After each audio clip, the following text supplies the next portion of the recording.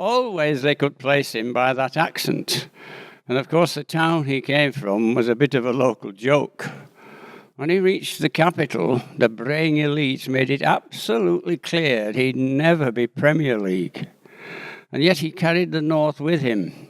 Even in the din of that metropolis, he gave out a silence that belonged to the rock-strewn hills and the deep dales. And he knew just how hard northern people work, how women labour to produce cloth, how keeping sheep can be an absolute pain, how bosses screw the last ounce out of you.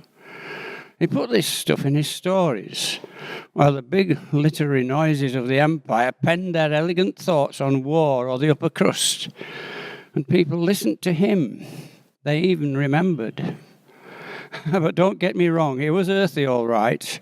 He could offend, and between you and me, he was far too matey with the wrong sort. That capital in the south thought it had shut him up. But afterwards, he visited his friends, caged up in fear, in a maze prison of streets. He knew at once he had to get them out.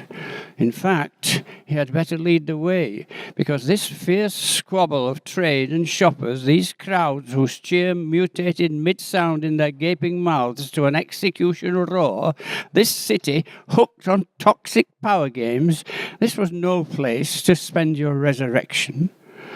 Somewhere at the edge of his mind, a bird trill, a warbler's chirr.